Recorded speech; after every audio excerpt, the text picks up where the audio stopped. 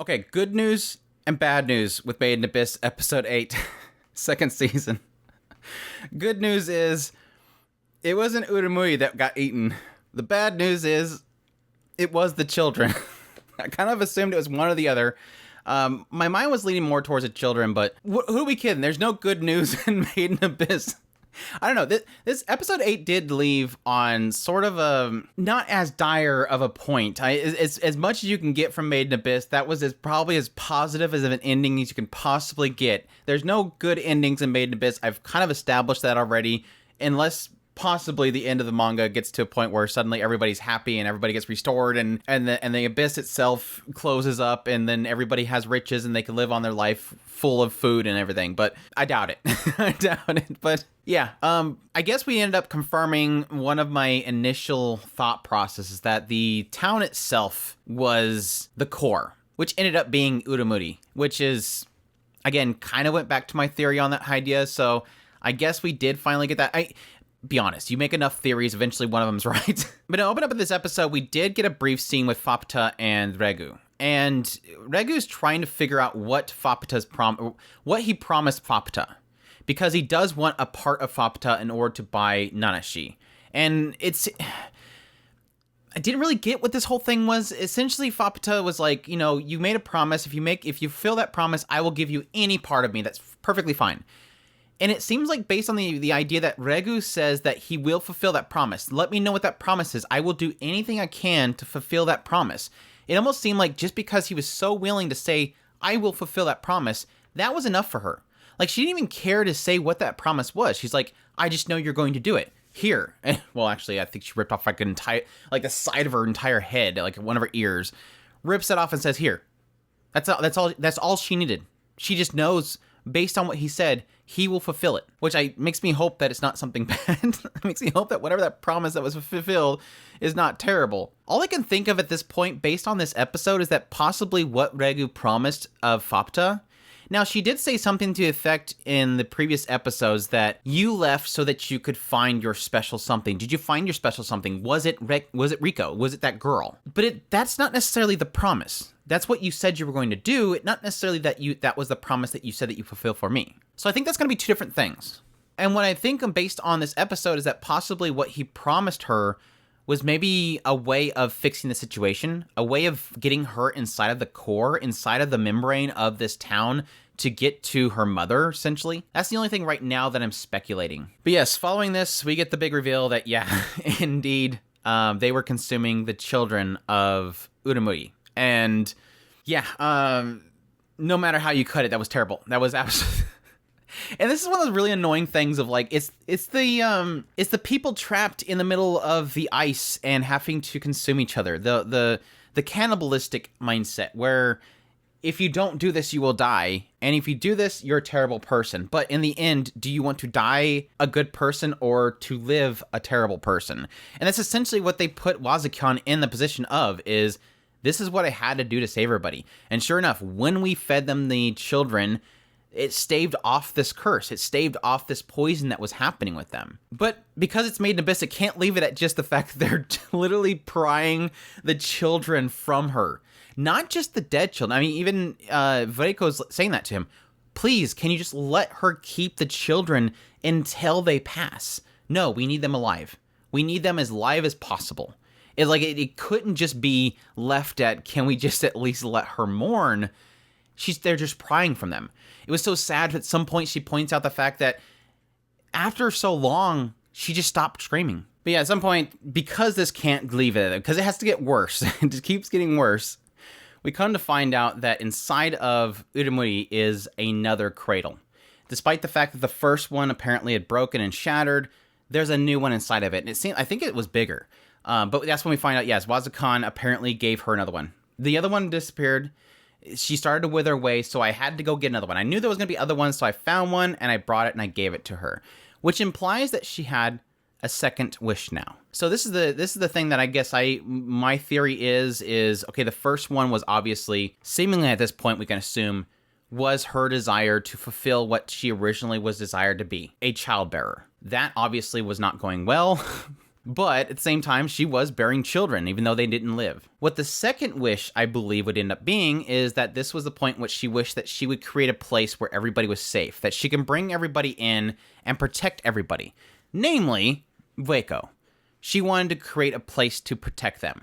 And so she grew larger and larger and larger to the point where she finally could go, okay, time to leave, time to create a location, sets out, everybody follows her until eventually she comes to the center point of this particular layer, and then she grows in this big old thing that they're able to enter and become one with her, basically. Sacrifice their old self, become these hollows, become these different forms that can then live on inside of her forever, protected inside of her. This area outside is dangerous. Where Ougonkyou is now is dangerous. I need to create a place where I can bring everybody inside and protect them. And I'm going to skip forward here, but yes, and that comes to the point where she gets the third cradle, which was the one that Ougonkyou had. Apparently, at some point, Ougonkyou attached one to himself. And it didn't say what his wish was. All I can assume is that his wish was that he would be able to fulfill the prophecy that he had, to live on, to protect everybody, keep them going so they can finally arrive to this center point. But yes, according to Ougonkyou, the moment that he entered inside of the membrane, she took that cradle pawn away from him, so she had a third cradle, a third egg. And this is where my theory is that she used that third egg to finally bear the child that she's always wanted. Because it showed at some point this egg in there, everybody was looking at it, and at some point it grew bigger, they pushed it out of the membrane, and that's where Faputa was born. So there's our answer. Who is Faputa? I know I was on the same boat. Initially, from the very beginning, I was like, that's going to be Urumui.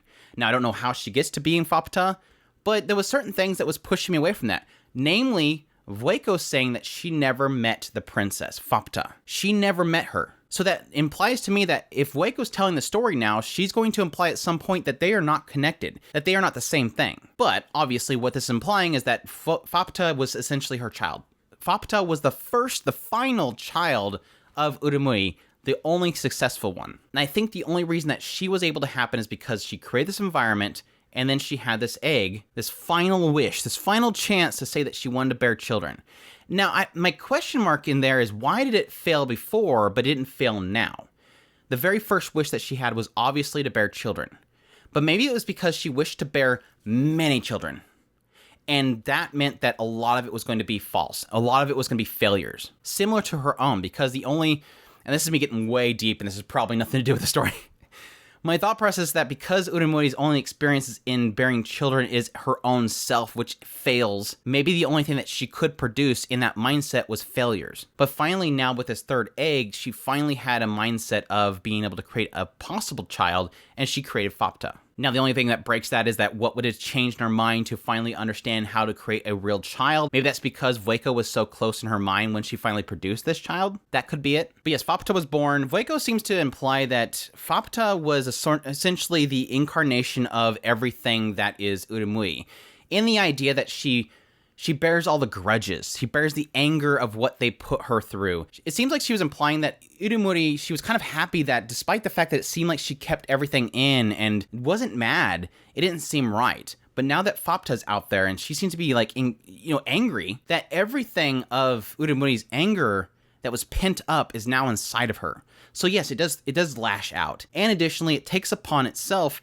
the dreams of her mother. To one day that Faputa could figure out how to get in that membrane, how to get inside of there and destroy her and free her. Which I think is an interesting way to kind of twist everything around. Which again applies why I think that Regu made some sort of promise to Faputa to help her figure out how to get in there and how to break this whole curse. It does also insinuate that Faputa had inherited the 3 eggs, which makes me wonder if that is just symbolisms or like literally she has 3 of these wishes or eggs upon herself. That would technically imply why she's able to travel freely as she does. The fact that she's an incarnation of value is because she has these 3 eggs that apply something to her.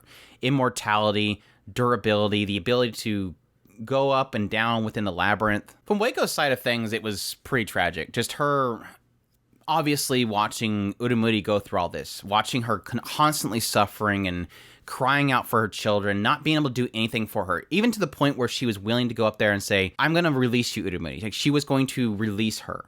But then she recalls one memory of Urumuri. It's almost as if Ougonkyou in her mind is going, no, she said that as long as I'm with her, she doesn't care. Like, as long as we're together, that's what she believes Urumuri wants. And it's kind of sad that Vueko at this point is kind of stuck in the middle. Like, she doesn't tell Wazukyan to stop.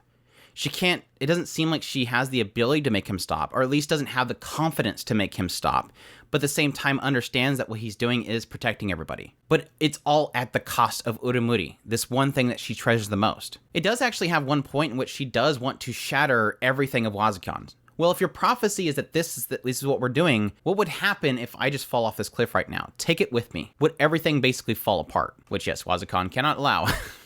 So he stops her and then drags her all the way up into what he believes is the head of this entire thing, where all the little balanced creatures are at, where we find out later on they're spirits of the children, born, yet to be named, that are all up there, which is, again, kind of act out the balancing. Apparently strips her naked and locks her up in there.